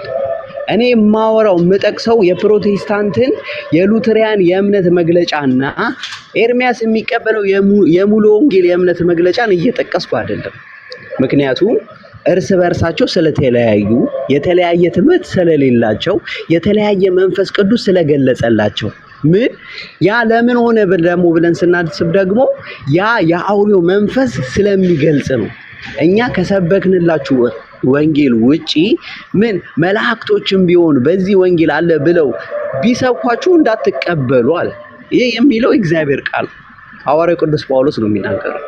ይህንን ቃል ደግሞ አሜን ብሎ የማይቀበል ከሆነ ይህ ጸረ ክርስቶስ ነው። እኔ እያወራ ያለሁት የእግዚአብሔርን ቃል እየጠቀስኩ ነው። በደንብ አድርጋችሁ አስተውሉ። እሺ ጌታ ምን አለ? በደንብ አድርጋችሁ አስተውሉ። እዚች ጋር ይህ የጌታን ቃል ነው እየተናገርኩ ያለሁት። የጌታ ያስተማሩን ትምህርት ነው። ጸረ ክርስቶስ ማለት ምን ማለት ነው ብለን ስናገር ክርስቶስ ያስተማረውን ወንጌል የማይቀበል አይ ትክክል አይደለም ብሎ የሚክድ ማለት ነው። እሺ ጌታ ምን አለ? ስጋዬን የሚበላ ደሜንም የሚጠጣ ምን አለው አለ? የዘላለም ሕይወት አለው። ተናጋሪው ክርስቶስ ነው። አይ ጌታ ያንተ ስጋና ደም የዘላለም ሕይወት አያሰጥም ካለን ቁጥር 53 ላይ ራሱ ጌታ ምን አለ? ኢየሱስም እንዲህ አላቸው የሰውን ልጅ የሚሰጣችሁ አለ። እሺ ስጋውና ደሙ ካልበላችሁ በራሳችሁ ሕይወት የላችሁም ማለት። በደንብ አድርጋችሁ አስተውሉ። እሺ አሜን ብለን እኛ እንቀበላለን። ወንድማችን ግን ምን ብሎ ይቀበላል? የጌታና ስጋና ደም የዘላለም ሕይወት አያሰጥም እያለ እየተቃወመ ያለው ከእኔ ጋር ሳይሆን እየተቃወመ ያለው ከክርስቶስ ጋር ነው። በደንብ አድርጋችሁ አስተውሉ። እዚች ጋር የክርስቶስ መጽሐፍ ቅዱስን የማታነቡ ፕሮቴስታንቶች ይህ የእግዚአብሔር ቃል ስለሆነ ወደ እግዚአብሔር ቃል እንድትመለሱ ነው። ሐዋርያው ቅዱስ ጳውሎስ ምን አለ? ሮሜ ምዕራፍ 2 ቁጥር 7 ላይ በበጎ ስራ በመጽናት አለ። እሺ ምስጋናንና ክብርንም የማይጠፋንም የዘላለም ሕይወት ይሰጣቸዋል። አንድ ክርስቲያን ምን ማድረግ አለበት? በጌታ ማመን ብቻ አይደለም። ጌታን የግል አዳኝ አድርጎ እነሱ እንደሚሉት ወደ ላይ ከፍ አድርጎ ጌታን የግል አዳኝ አድርጌ ተቀብያለሁ እኔ መንግስተ ሰማያት ነኝ ያለሁት የሚል ይህ የሰው የፈጠረው ማርቲን ሉተር የፈጠረው ፍልስፍና 1516 ላይ የተፈጠረ ፍልስፍና ነው። ለምን? የጌታ ትምህርት ያ ስላልሆነ ሐዋርያቶቹ የሚናገሩት ያ ስለሆነ ሐዋርያው ቅዱስ ጳውሎስ ምን አለ? በበጎ ስራ በመጽናት ምስጋናንና ክብርን የማይጠፋን የዘላለም ሕይወት ይሰጣቸዋል ካለ አሜን ብለን ምን መቀበል ነው። ፊልጵስዩስ ምዕራፍ 2 ቁጥር 12 ላይ በበጎ ስራ በመጽናት በፍርሃትና በመንቀጥቀጥ የራሳችሁን መዳን ፈጽሙ። አንዴ አንተም ከደቂቃ በላይ ሄዳል፣ እኔም አንዴ ላውራ አልጨረስኩም። አንዴ ነው አይ እኔ ላይ አትግባ። እሱ ሰዓት አልቆ እኔም ዝም ብዬ ነው ያዳመጥኩት። ቤኪ ለምን ትረበሻለህ? አንዴ አልጨረስኩም። የእግዚአብሔር ቃል ነው የሚወራው። የእግዚአብሔር ቃል ክብር ይኖረው። ስማ የኔ ወንድም ሶስት ደቂቃ ስጠው አለ አዳምጥ። ቤኪ አንድ ደቂቃ ነው ስጠው። አንድ ደቂቃ እሺ፣ አንድ ቀስን ችግር የለውም። እኔ እያወራሁ ያለሁት ስለ እግዚአብሔር ቃል እየጠቀስኩኝ እያወራሁ ስለ ገርላት ላይ ይሄዳሉ። ወንድማችን ገርላት ማለት ተአምራት፣ ቅዱሳኖች ያመኑትን እግዚአብሔር የከፈለላቸው ምን መስዋዕትነት ወይም ደግሞ ያ የእግዚአብሔር ቃል የሆነው ምን የሆነው ተአምራት የተደረገላቸው ለአመኑ ክርስቲያኖች የተደረገ ነገር ነው። ይህና የነገረ ክርስቶስ ወይም ደግሞ ክርስቶስ የከፈለልን ቤዛ የሆነን ነው እያወሩ ያለው። ክርስቶስ የሰው ልጆችን የዘላለም ሕይወት የሰጠውን ነገር ነው የእግዚአብሔርን ቃል ጠቅሼ እያወሩ። እሺ ምን አለ? ፊልጵስዩስ ምዕራፍ 2 ቁጥር 12 ላይ በፍርሃትና በመንቀጥቀጥ የራሳችሁን መዳን ፈጽሙ ብሎ ሲናገር ይህንን እየተናገረው ሐዋርያው ቅዱስ ጳውሎስ ለዳኑ ለአመኑ ክርስቲያኖች ነው። በደንብ አድርጋችሁ አስተውሉ። ምንድነው የሚፈጽሙት? ክርስቶስ ኦልሬዲ አምነው ተቀብለዋል። ክርስቶስን ወደ መምሰል ደረጃ ካላደጉ ምን ይሆናሉ ብለን ደግሞ ስናይ አንደኛ ዮሐንስ ምዕራፍ 3 ቁጥር 7 ላይ ልጆች ሆይ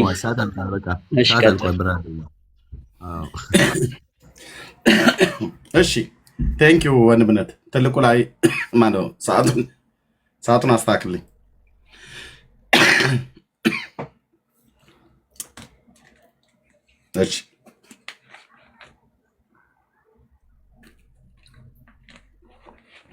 እሺ ቴንክ ዩ ተባረኩ። እኔ ሪባትል ስለሆነ ቅድም እሱ የተናገረውን ነው የማፈርሰው። እንደሱ ሜዳውን ዝም ብዬ አልሮጥም።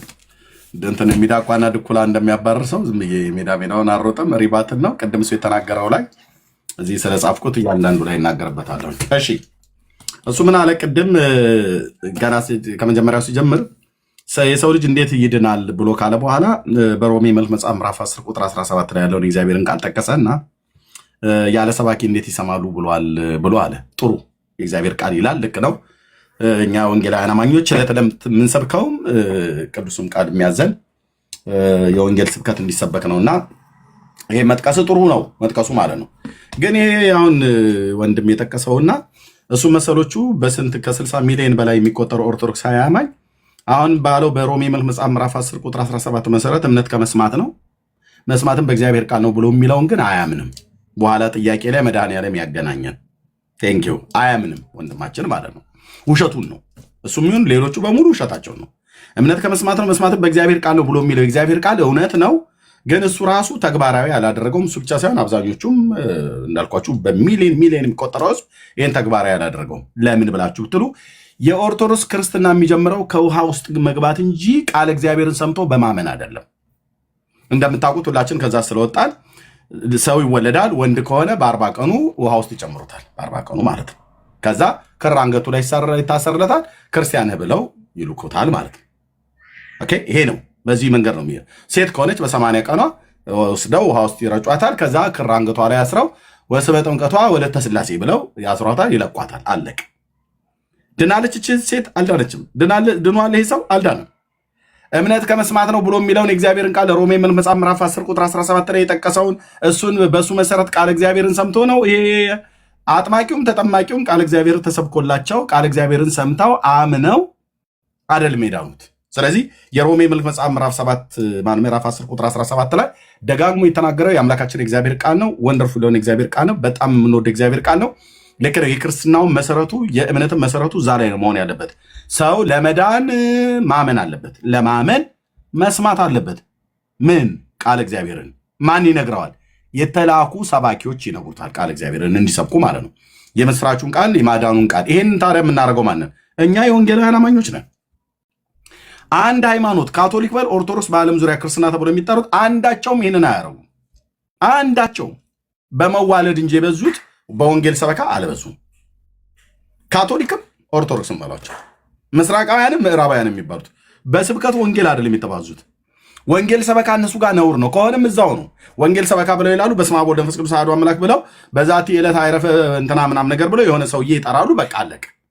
ለዓመቷ እንኳን አደረሰ፣ ለወሩ እንኳን አደረሰ። እንግዲህ የዕለት ዕለት የዓመት ይበለን ብለው ይለያያሉ። አለቀ። ይሄ ነው የወንጌል ስብከት። የለም ቤት ውስጥ ነበርን ብራዘርዬ ለቀባሪ ማርዳት ያልነው እዚህ መጥተህ የወንጌል ስብከት ብለህ የምትለው ማለት ነው። ሮሜ 10:17 እዚህ እኛ ጋር የጠቀስከው ከጴንጤ ሰምተህ እንጂ ይሄንን መጽሐፍ ቅዱስ መሰረትን ይዛ ኦርቶዶክስ ለህዝቧ ስብከተ ወንጌልን ሰብካ ሰው ቃል እግዚአብሔርን ሰምቶም አምኖ አልዳንም። አንተም እንደዛ አልዳንክም። ጥያቄው ላይ ያገናኘን በዮሐንስ 3:16 ላይ ያለውንም የእግዚአብሔርን ቃል ጠቀሰ። እጅግ የምንወደው የእግዚአብሔር ቃል አይናችንን የከፈተ የእግዚአብሔር ልጅ ያሳየን የእምነት ቃል ማለት ነው። በዛም ላይ ሰው እንዴት ነው የሚድነው ብሎ ካለ በኋላ እንዴት መዳን ይቻላል አለ። በእምነት ነው አለ። ጥሩ እኮ ነው፣ ልክ ነው። ግን ይህንን ብሎ የሚለውን እሱ የለበትም። መልሱልኝ በመድኃኒዓለም እንዳይወጣ። እሺ መልሱልኝ። እኔ እቀጥላለሁ። ሰው እንዴት ነው የሚድነው አለ። በእምነት ነው አለ። ልክ ነው እኮ በእምነት ነው። ታዲያ ግን ጴንጤዎች በእምነት እያሉ ህዝብ ያስታሉ ይሉናል።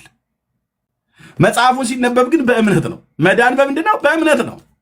በእግዚአብሔር ልጅ ላይ ባለህ እምነት ነው የምትድነው። የእግዚአብሔር ልጅ ካላመንክ ትጠፋለህ፣ ካመንክ ትድናለህ። ፒሪየድ። የተዘጋ ማህተም ማለት ነው። የእግዚአብሔር ልጅ ካመንክ ትድናለህ፣ ካላመንክ ትጠፋለህ። መጽሐፍ ቅዱስ ይህን ነው የሚናገረው። ለዚህ ነው በእርሱ የሚያምን ሁሉ የዘላለም ህይወት እንዲኖረው እንጂ ብሎ መጽሐፍ ቅዱስ የተናገረው ማለት ነው። ሰዎች አታስወጡኝ እባካችሁ፣ አትፍሩ።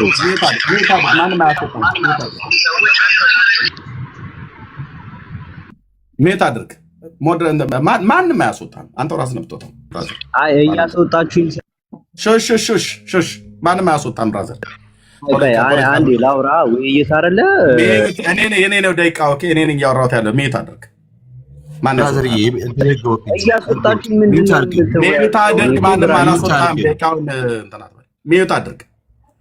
አንተ ምን ተፈርቶ ትወጣለህ? ማን ያስወጣል? ራስህ ነው የምትወጣው። ስትወጣ ራስህ ትገባለህ ማለት መልሰህ። እሺ ሞዴሬተርን አንሳ እባክህ። ሞዴሬተርን ሚዩት አድርግ። ኦኬ ሚዩት አድርግ። ይገባኛል። አሁን ወደ ጥያቄ ልንገባ ስለሆነ ሰማይ ምድሩ ዞሮብህ ሊሆን ይችላል። ሚዩት አድርግ። ማንም አያስወጣ የለም፣ አያስወጣም። ለምን አስወጣለን? ለምን አስገባለን? ዲቤት እኮ ነው። ዲቤት ብለህ ራስህ ጠርተህ ጀምረሃል። አሁን ደቂቃዬን እኔ ሪባትል ጊዜ ልጠቀምበት። ቴንኪው። ስለዚህ በዮሐንስ 3:16 ላይ በእርሱ የሚያምን ሁሉ የዘላለም ሕይወት እንዲኖረው ብሎ የሚለው መዳን በምንድን ነው? በእምነት ነው አለ። እዚህ ጋር ልክ ነው እኮ አሁን ይህን ትክክል ብሏል። ግን ይህንን ቃሉ ያለው ትክክል የሆነውን እሱ ግን ትክክል አይደለም። ይሄ ልጅም ይሁን ሌሎቹ አልዳኑም፣ ገና መዳንን አላገኙም። ኦርቶዶክሳውያን የዘላለም ሕይወት የላቸውም። እንዲኖራቸው ግን ወንጌል እንሰብካለን። ካቶሊካውያን የዘላለም ሕይወት የላቸውም። እንዲኖራቸው ግን ወንጌል እንሰብካለን። ጆቫ ዊትነስ፣ ኦንሊ ጂሰስ፣ ሙስሊም፣ አይሁዳውያን በማንም የዘላለም ሕይወት የላቸውም፣ ሊያገኙም አይችሉም። ኢየሱስን እናምናለን ብለው ይላሉ እንጂ ያመኑት ኢየሱስ የዘላለም ሕይወት እንደሚሰጣቸው እንኳን እርግጠኛ አይደለንም። በኋላ ጥያቄ ላይ ስጠይቅ ተሰሙታላችሁ፣ የሚመልሰው ማለት ነው አባቶቹ ያስተማሩትን። እሺ እናምን አለ። እኛ ሰው በኢየሱስ ክርስቶስ ሲያምን ይድናል ብለን እናምናለን አለ። ጥሩ ልክ ነው። ቤተክርስቲያኒቱ እኮ እንደዛ ትላለች። ይህንንማ በቅዳሴ ላይ ዘያአምን በወልድ ቦ ሕይወት ዘላለም ብላ ትላለች። ይህንን ብላ የምትለዋ ቤተክርስቲያን ይህንን የሚያዜመው ቄስ ግን ራሱ በኢየሱስ ክርስቶስ አምኖ የዳነ አይደለም። ይህንን የሚያዜመው ዲያቆን በኢየሱስ ክርስቶስ አምኖ የዳነ አይደለም። መዳኑንም አይመሰክርም፣ እርግጠኛም አይደለም። እርግጠኛ ሊያደርገውም የሚችልም መንፈስ የለውም፣ ውስጡ አልተቀበለም። በእግዚአብሔር መንፈስ ቅዱስ እርግጠኛ አልሆነም። አባት ብሎ የሚጮህበት የልጁ መንፈስ በውስጡ ስለሌለ የዘላለም ሕይወት እንዳለው እርግጠኛ አይደለም። ቄሱም ጳጳሱም ማንም ከላይ ጀምረህ ከፓትርያርኩ ጀምረህ እስከ ተራው ምእመን ድረስ በተባለው ላይ የላቸውም የዘላለም ሕይወት። ግን በየመጽሐፉ ላይ ከወንጌል ወስደው ከመልእክታት ላይ ወስደው ዘያአምን በወልድ ቦ ሕይወት ዘላለም ይላሉ። እና በወልድ የሚያምን የዘላለም ሕይወት አለው እያለ ነው ማለት ነው። በቃ አለቀ። 4 ነጥብ እኮ ዘጋው ታዲያ። ስለዚህ ሰው ለዘላለም ሕይወት ኢየሱስን ነው ማመን ያለበት ማለት ነው።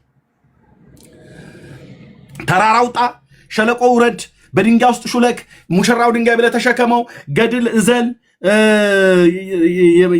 የሙታን አጽም ሳም ተሸከም፣ መቃብር ላይ ደር ብሎ የሚል የለው። በኢየሱስ የሚያምን በልጁ የሚያምን የዘላለም ሕይወት አለው። በቃ አለቀ። ስለዚህ ይሄን እኛን የምንሰብከው እንጂ እናንተማ አሰብኩም በሰብኩም የተሰበከው በተሰበከው እውነት የዘላለም ሕይወት የላችሁም። ስለ መዳን አምስቱ አዕማደ ምስጢርን ማወቅ በደንብ ምስጢራትን መቀበል አለብን ብሎ አለ ራሱ። አሁን አምስቱ አዕማደ ምስጢራት ላይ በኋላ ጥያቄ ስለይቀው ታያላችሁ። ከአምስቱ አዕማደ ምስጢር ነገረ ክርስቶስ ላይ ጥምቀት ላይ ቁርባን ላይ ጠይቀዋለሁ ጥያቄ። ትንሣኤ ሙታንማ ይከብደዋል። ሶስቱን ግን ጠይቃለሁ በኋላ ላይ ነገረ ክርስቶስ ላይ ቁርባንና ጥምቀት ላይ ያገናኛል። ቅዱስ ቁርባን ስለ መብላት ብላለው ቁርባኑ አንዱ የነካበት ማለት ነው። በዮሐንስ 6:47 እስከ 53 ድረስ ያለውን ጠቀሰ። ጌታችን እንደዚህ ብሏል፣ ስጋዬን የበላ ደሜን የጠጣ የዘላለም ሕይወት አለው ብሏል። አዎ ብሏል። እሱን እዛ ጋ ግን ያለው በጥርስ ስለሚታኘከው እኔ ቤተልሔም ጋግሬ ስለማመጣው ዳቦ አይደለም። አጭርና ግልጽ ኦኬ። ዳቦ በእጅ ጋግሬ ቤተልሔም በሚባል ኦርቶዶክስ ዲያቆን በነበርኩበት ሰዓት ላይ ጋግሬ 3 ይሄን የሚያካክል ዳቦ ጋግሬ የማመጣው ቄሱን ዛ ያድቦለቦለ የሚሰጥህ ስለሱ በጥርስ ስለሚታኘከውና በውሃ በአፍ ስለሚጠጣው የወይን ጭማቂ አይደለም። የዮሐንስ 6 የሚያወራው ማለት ነው። እሱንም በኋላ ጥያቄ ላይ እንገናኛለን። ቀለል አድርጌ ልለፍልህ ራስ ኦኬ። ስለዚህ አሁን ይሄ ሰው በእነሱ ቤተ እምነት በእምነት መዳን ይቻላል አይቻልም? የዘላለም ሕይወት ማግኘት ይቻላል አይችልም ይለዋል። ለኢየሱስ በእምነት መዳን መቻል አይቻልም ይለዋል። የአንድ ተራ ሰውዬ ግን መቃብር ነክተህ ትድናለህ ይለዋል። አንድ የዘላለም ሕይወት አለ ብለህ ትለው አለኝ ይልሃል። ግን አጥብቀህ ስጠይቀው የለኝም ይልሃል። ተጠምቀህ ድናል ብለህ ስትለው አዎ ይልሃል። ጥምቀት ያድናል ብለህ ስትለው አዎ ይልሃል። ከመጽሐፍ ቅዱስ አሳይም ብለህ ስትል አንድ አያሳይም። ቢያሳይም ያሳየ ጥቅስ አንተ በዚህ ጥቅስ መሰረት አምነህ ነው ወይ ተጠመቀው ብለህ ስትል የ40 ቀን ጥምቀት ለምን ታነሳብኛለህ ይላል። በኋላ እንገናኝ ጥያቄው ላይ ሰነገረ ደነስ ስለሆነ ማለት ነው። ስለ ዘላለም ሕይወት በስራ ይገኛል ብሎ ይላል። ሮሜ መልክ መጽሐፍ ምዕራፍ 2 ቁጥር 7 ላይ ቀደም በስራ ሕይወት ነው በመልካም በስራ በመጽናት የዘላለም ሕይወት እንዲገኝ ብሎ ቅዱስ ጳውሎስ የተናገረው ያንን ይጠቅሳል። አንተ አሁን በስራ የዘላለም ሕይወት አለው ብለህ ብትለው በስራዬ የት ይሆን መግቢያ እያለ ነው የሚያላዝነው። ማታ ማታ ጠብቀው ቤተክርስቲያን ማለት ነው። በዮሐንስ ወንጌል መጽሐፍ ማለት በዮሐንስ መልክ መጽሐፍ ምዕራፍ 3 ቁጥር 1 ላይ የእግዚአብሔር ልጆች ተብለን እንድንጠራ አብ እንዴት ያለውን ፍቅር እንደሰጠን ይዩ ይላል። እግዚአብሔር ልጅነትን ሰጥቶናል ማለት ነው። አዎ ይሄን ልጅነት በማን በኩል ተቀበልከው ብለህ ስትለው በእመቤቴ በወላዲቴ በአዛኝቷ በርሪቷ ነው የሚለው። ከላይ እስከታች እንደዚህ ነው የሚሉት። ወይ ደግሞ በጥምቀት ነው የሚልህ። ልጅነት በጥምቀት ይገኛል ብሎ የሚለውን የመጽሐፍ ቅዱስ ክፍል አንጡ ብለን ስንል ዮሐንስ 3:5 ነው። እሱም ስለዚህ ክፍል አይናገርም። የራሳቸው መጽሐፍት እንዳለ የሚያወራው ድብልቅልቅልቅ ያለ ምንድነው ሰነፍ ሴት የጎለጎለችው የክር ዳንቴል ይመስላል። ምንም መፍቻና እንትኑ የማይለይ ማለት ነው። ስለዚህም የልጅነትን ስልጣን አገኘን አብ እንዴት ያለውን ፍቅር እንደሰጠን እዩ እንዲሁም ነን ብሎ ያለው ማለት ነው። እኛ ግን እንዲህ እንላለን። እግዚአብሔር የዘላለምን ሕይወት ሰጥቶናል። አዎ ደግሞ የልጅነትን ስልጣን ሰጥቶናል። አዎ አሜን፣ ልክ ነው። እንዴት ወደ ገዛ ወገኑ መጣ፣ የገዛ ወገኑ አልተቀበሉትም። ለተቀበሉት ሁሉ ግን በስሙ ለሚያምኑ ለእነሱ የእግዚአብሔር ልጆች የሆኑ ዘንድ ስልጣን ሰጣቸው ይላል። ቤካ ይሄ ልጅ ከወጣ ዛሬ ከአንተ ራስ ላይ አልወርድም። ወጥቶ ከቀረ ጥያቄ ላይ ስንደርስ ማለት ነው መልስልኝ። ቴንኪዩ እንዳይወጣ አስወጡኝ እያለ ራሱ እየወጣ እንትን ይላል። ኦኬ። ስለዚህ በዮሐንስ 3:1 ላይ መጽሐፍ ቅዱስ እንደሚነግረን እግዚአብሔር የልጅነትን ስልጣን ሰጥቶናል። ይህም ልጅነት የሚገኘው ጌታን በመቀበልና በማመን ነው ብለን እንላለን። ስለዚህ እሱ ቅድም የተናገረውን በሙሉ ሪባትል ስለሆነ እንደዚህ አፍርሻለሁ ማለት ነው። አሁን ጥያቄና መልስ ጠይቅ ወንድማችን። ስንት ደቂቃ ይሆንልህ? ዋንዴ 25 ደቂቃ ይሆን ብራዘር? እንዴት ነው ራሱ ይወስን። እኔ ሁለቱ ስለወስን ችግር የለውም። 20 ደቂቃ አድርገንና 20 ደቂቃ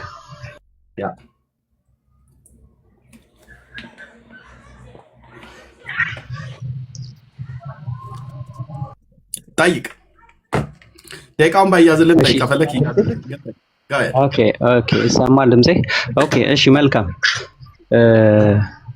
የዮሐንስ ወንጌል ምዕራፍ 3 ቁጥር 16 ላይ በልጁ የሚያምን የዘላለም ሕይወት አለው የሚለው ክርስቶስ ነው አይደል? አዎ። እሺ የዮሐንስ ወንጌል ምዕራፍ 3 ቁጥር 53 ላይ ኢየሱስም እንዲህ አላቸው፣ የሰው ልጅ የተባለው ማን ነው? ክርስቶስ። ኦኬ የሚሰጣችሁን አለ። ክርስቶስ ምንድን ነው የሰጠን? ሕይወቱን ራሱ። ኦኬ ስጋውና ደሙን ሰጥቶናል ማለትም ነው። ራሱን የሰጠን ራሱን ማለት ነፍሱንም ስጋውንም። አይ ቃሉ እያለ ያለው የእግዚአብሔር ቃል እያለ ያለው የዮሐንስ ወንጌል ምዕራፍ 3 ቁጥር 6 ቁጥር 53 ላይ ኢየሱስም እንዲህ አላቸው የሰው ልጅ የሚሰጣችሁን ስጋ ይላል እና ደሙ። ኦኬ ስጋውና ደሙን ካልበላችሁ ካልጠጣችሁ በራሳችሁ ሕይወት የላችሁም ማለት የሚናገረው ክርስቶስ ነው አይደል? አዎ ክርስቶስ ነው የሚናገረው። ኦኬ ክርስቶስ የሚናገር ከሆነ የሚናገረው ነገር ውሸት ነው? እውነት ነው።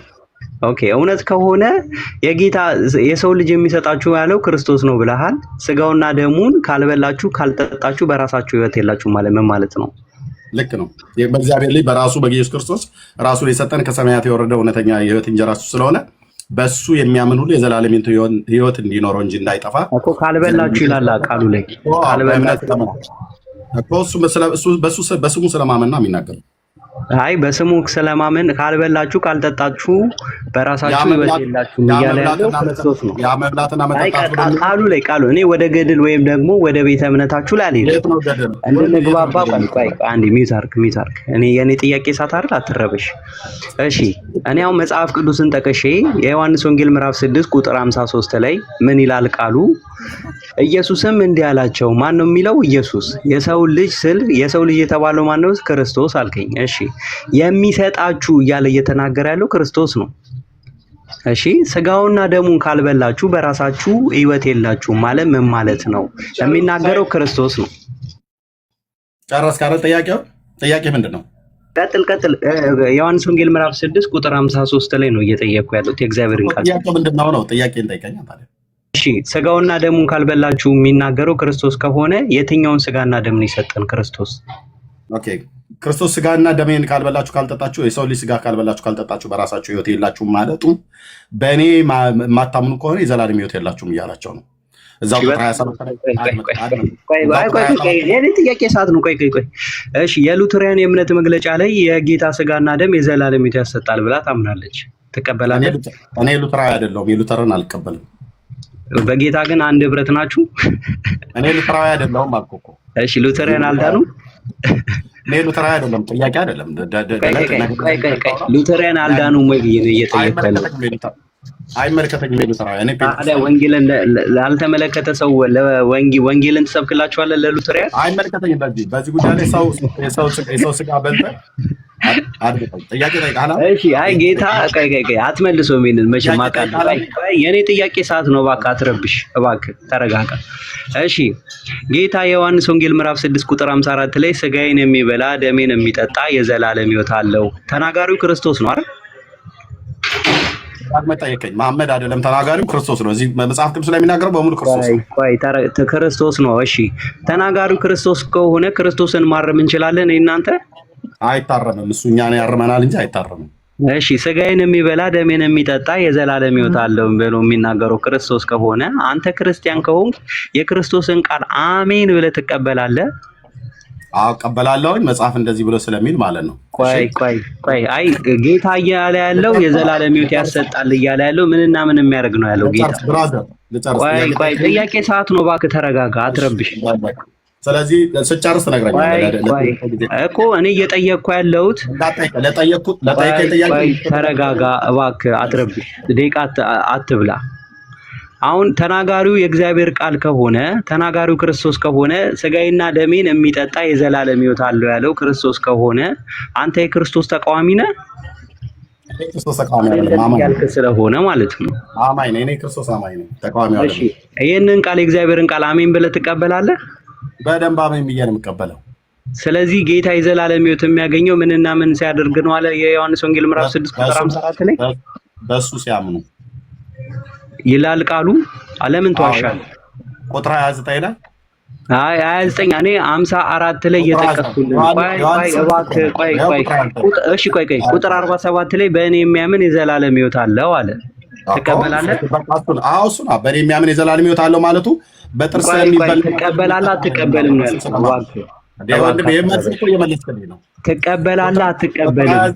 ቁጥር 29 እባክህ ደቂቃዬን አትብላ። እባክህ ኤርሚያስ ቁጥር 29 ቁጥር 47 ቁጥር 47 ላይ በእኔ የሚያምን የዘላለም ሕይወት አለ የሚለውን አትረብሽ። የኔ ጥያቄ ሰዓት ነው እባክህ አትረብሽ። አይ ተረብሽ ነው የምትበዝበው።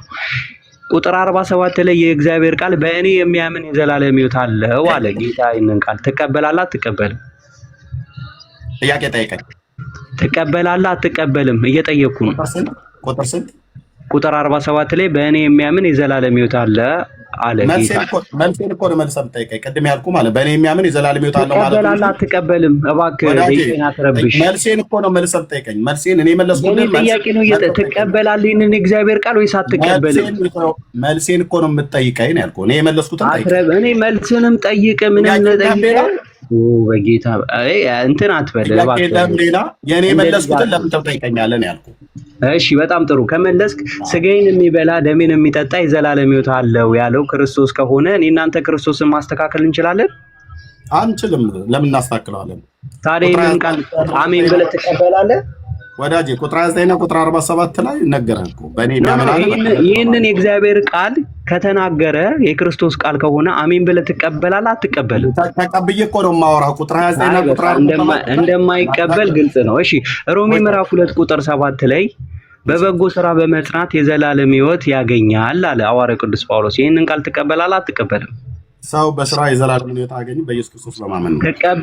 ቃሉ ይላል ወይስ አይልም? ሰው በኢየሱስ ክርስቶስ በማመን ነው። ቃሉ ይላል ወይስ አይልም ብዬ ነው የጠየቁት። ቃሉ ይላል ግን በስራ በማመን በስራ በማመን ጳውሎስ እያወራ ቆይ ስለ የትኛው የዘላለም ሕይወት ነው እያወራ ያለው? ለደቂቃ ጊዜ ትሰጠኛለህ? ለጥያቄ መልስ ስለ የትኛው የዘላለም ሕይወት ነው እያወራ ያለው ሐዋርያው ቅዱስ ጳውሎስ? አንድ ነው የዘላለም ሕይወት ያለው በኢየሱስ ክርስቶስ በማመን። የዘላለም ሕይወት ይላል ካልክ ስለ ምን በማድረግ ነው የዘላለም ሕይወት ይገኛል ያለው? በኢየሱስ በማመን ኢየሱስ ጌታ እንደሆነ ቃሉን የራስህን ትምህርት ከሙታን እንዳስነሳው አየህ። ይሄ ነው በቃ ትልቁ ችግር። አሁን ምን አለ መሰለህ ጥያቄ ጠይቄ ስጠይቅ የእግዚአብሔርን ኢየሱስ ጌታ እንደሆነ በአፈር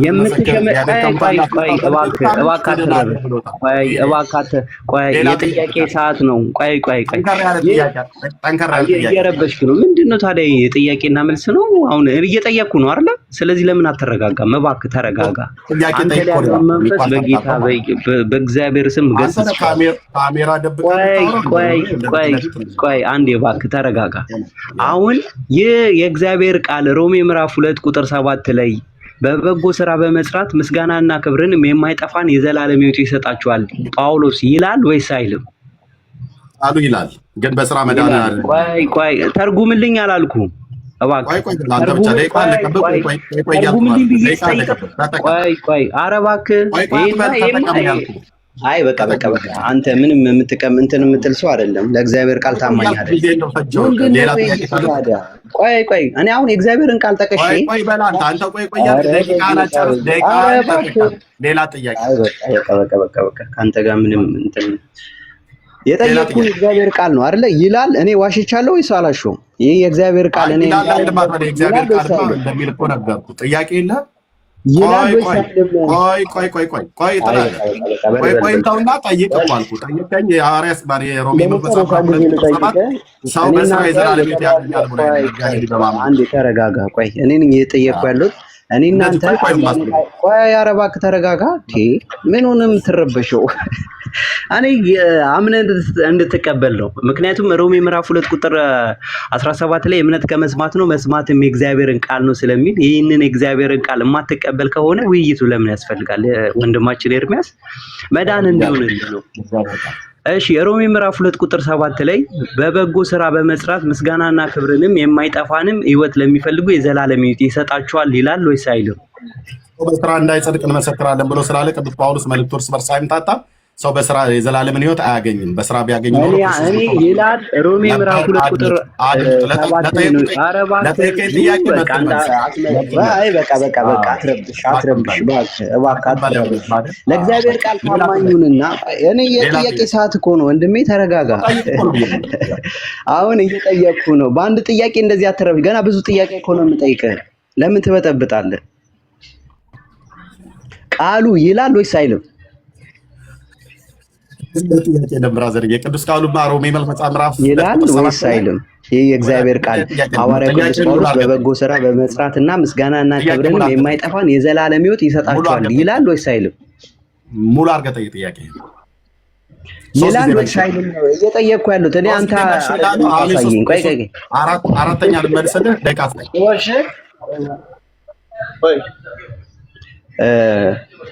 ይላል ወይስ አይልም? እባክህ ለምን አትመልስም? ለእግዚአብሔር ቃል እንኳን ለምን ክብር አይኖርም? እሺ አሁን ለአራተኛ ጊዜ የምትመልስለት ሮሜ መልክ መጽሐፍ ምዕራፍ 2 ቁጥር 7 ላይ ሰው ወንድማችን እየመለስኩልህ ነው። ኧረ እባክህ የእግዚአብሔርን ቃል አንብብና የኔ ጥያቄ ሰዓት ነው። አትረብሽ እባክህ። ለእግዚአብሔር ቃል ታማኝ ከሆንክ አይ ደቂቃዬን አትብላብኝ፣ ደቂቃዬን መልስልኝ እባክህ። አንተ እሺ ወጣ ማለት ነው። አያችሁ ተመለስ፣ ኧረ ተመለስ እንዴ! ወጣ ማለት ነው። ነፍስ ከስጋ እስክትላቀቅ ነበር። ቀጥሎ ያለው እንደዚህ ነው። ዲቤት አቋርጣ የምትወጣው ማለት ነው። ጥያቄ ቀጥዬ ምን አይነት አይቀጡ ቅጣት እንደምቀጣ ስለምታውቅ እንደዚህ ወጣ ማለት ነው። እና ተመለስ፣ ጠይቅ። ሮሜ መልክ መጽሐፍ 3 ጊዜ ምዕራፍ 2 ቁጥር 7 ጠይቃል። 3 ጊዜ መልሼልሃለሁ። ቪዲዮ መስማት ትችላለህ። ቀጥለ ከፈለክ አራተኛ ጊዜ መልስላለሁ። እና ተመለስና ናግባ። አዎ ኦርቶዶክስ ማለት እንደዚህ ፈርጥጦ መሮጥ ማለት ነው። ስትሳደብ የነበረው እኔ ነኝ። አሁን ድጋሚ ነው እጠይቅሃለሁ በተራዬ ቤካ ከአንተ ራስ ላይ አልወርድም። ይሄ ልጅ ፈልግ አምጣ። ቆይ ብሎ እኮ ወጣ። ዲቤት አቋርጦ የሚወጣ ኦርቶዶክስ ናግባ ብራዘር። በጣም በነገራችን ላይ የምር ነውር ነው። ናግባ ጥያቄ አልተመለሰም ካልክ አንተ ሌላ ጥያቄ ነው ወይ ሌላ ጥያቄ ተሻገር። አለቀ በቃ። የውይይት ህግ አቅም እንደ ልጁ ናግባ ልክ ይላለው ናግባ። ኧረ በስመ አብ! ወይ ውርደት እና ጠፋ፣ ሙሉ ለሙሉ ጠፋ። በቃ ይወጣል። ጠፋ። ወይኔ በላቸው ይወጣል። እኔም ገምቻለሁ ይወጣል።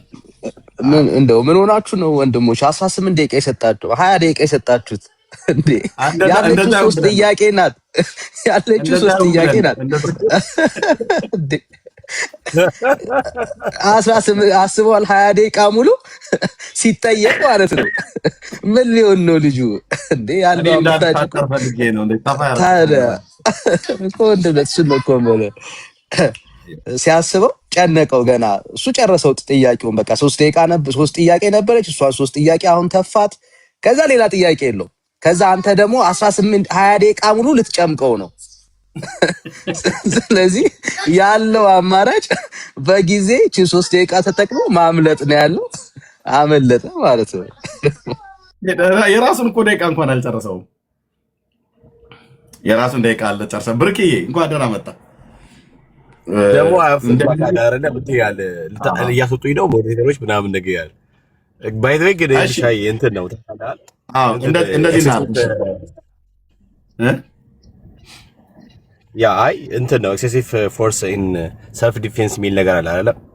ከመጠን በላይ ያለፈ ራስን መከላከል እንደዛ ነው የሆነው ነገርየው።